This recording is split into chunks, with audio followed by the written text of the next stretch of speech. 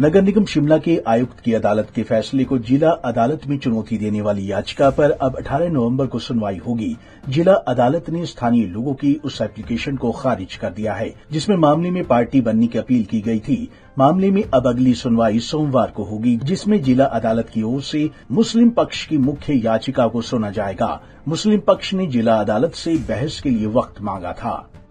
Court में सिर्फ माननीय कोर्ट में इस बात के लिए केस लगा था कि आज हमें मेंटेनेबिलिटी पे सुनना था और जो संजौली की लोकल कमेटी है जिन्होंने अपने वकील के माध्यम से यहाँ केस किया था कि उन्हें भी पार्टी बनाया जाए, उनकी जो एप्लीकेशन पेंडिंग थी उस पर भी फैसला आ गया और उसे डिसमिस कर दिया गया। उनका कहा कि इनका कोई लोकस नहीं है यहाँ आने का, और उसको हमने भी चैलेंज किया था कि उनका कोई लोकस नहीं है, उसको डिसमिस कर दिया माननीय अदालत ने। और इसमें ये है कि जब मंजूरी दी गई थी वो कंस्ट्रक्शन की दी गई है और उसमें भी कुछ एक कंडीशंस हैं। सवाल ये है कि उनका ये कहना है कि ये जो है ये एक सरकारी ज़मीन पे बनी हुई मस्जिद है। हालांकि ये समझने वाली बात है और ये बात मैं कहना भी चाहता हूँ कि ये सरकारी ज़मीन पे नहीं है, ये वक्फ बोर्ड की ही ज़मीन पे बनी हुई है। अब इस बात का फैसला जो है वो माननीय अदालत के पास हमने इस बात के लिए चैलेंज किया है कि जो मंजूरी दी गई है कंस्ट्रक्शन की और उसको डिमोलिश करने की, क्या वो उस आदमी को दी गई है, उस शख्स को दी गई है जो कि मस्जिद कमेटी का कोई मेंबर है या कोई प्रेसिडेंट है या कोई सेक्रेटरी है, तो उस आदमी को ना देकर बल्कि किसी और को दी गई है।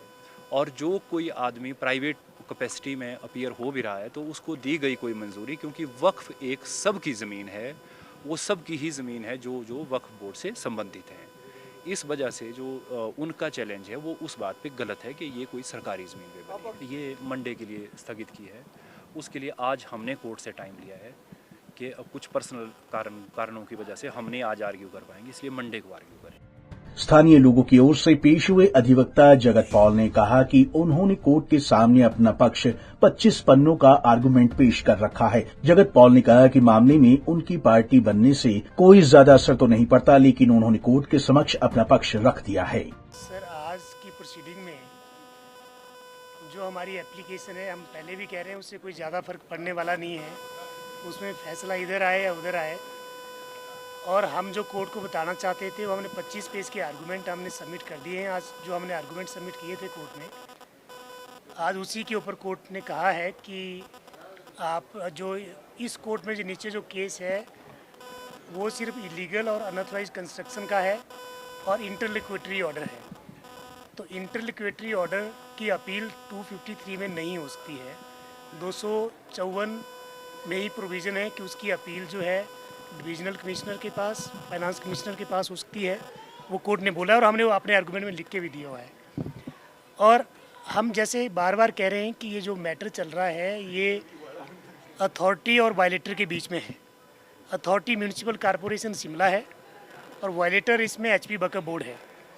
और म्यूनिसिपल लिमिट में जो भी कंस्ट्रक्शन होती है वो सारी कंस्ट्रक्शन जो है वो म्यूनिसिपल कॉरपोरेशन की परमिशन से होती है, उनकी अप्रूवल से होती है, जो कि इस केस में नहीं है। इसलिए किसी तीसरे की इसमें कोई ज़्यादा गुंजाइश बचती नहीं है।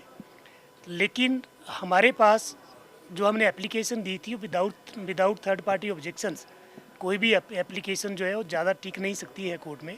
लेकिन हमारा मेन मोटिव ये था कि हम कोर्ट को बताएं कि जी नीचे क्या हुआ था और यहाँ क्या हुआ है और नज़ाकत अली हाशमी जो है वो कौन है। और सबसे बड़ी बात ये है कि जो थर्ड पार्टी ऑब्जेक्शंस हैं वो हम कभी भी फाइल कर सकते हैं और वो कभी भी खारिज नहीं होते, कोई भी फाइल कर सकता है। बहरहाल अब देखना होगा सोमवार को जिला अदालत में क्या सुनवाई होती है। पंजाब केसरी टीवी के लिए शिमला से अली की रिपोर्ट।